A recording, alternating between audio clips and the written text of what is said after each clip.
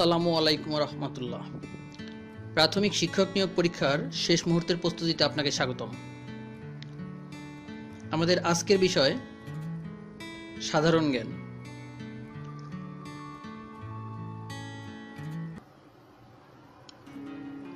বাংলাদেশের জাতীয় পতাকার ডিজাইনার কে?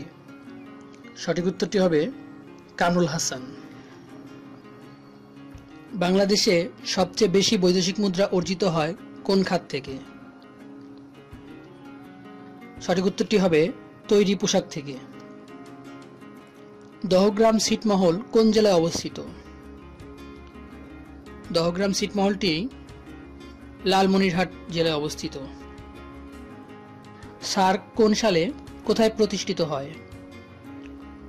সঠিক উত্তরটি হবে 1985 সালে ঢাকায়। বাংলাদেশে কোনো ব্যক্তির ভোটাধিকার প্রাপ্তির ন্যূনতম বয়স কত? 18 বছর। মোনালিসা চিত্রটির চিত্রকর কে? Leonardo Vinci.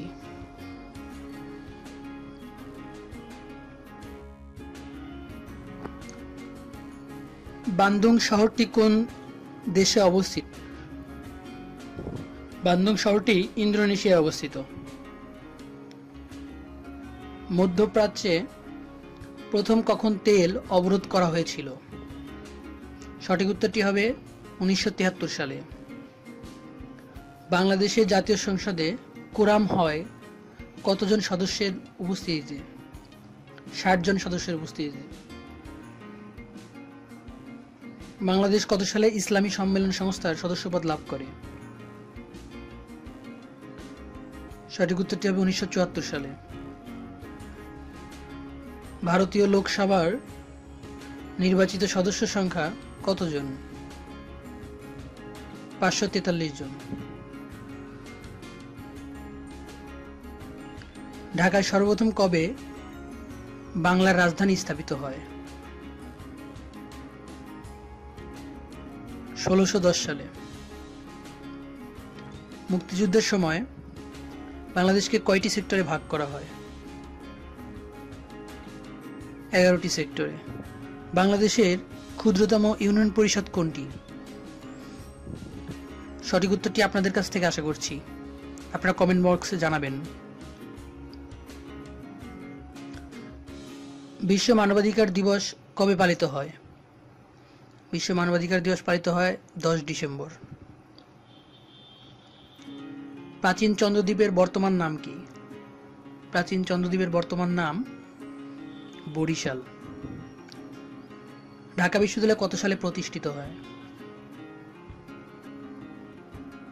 ঢাকা বিশ্ববিদ্যালয় প্রতিষ্ঠিত হয় 1921 সালে।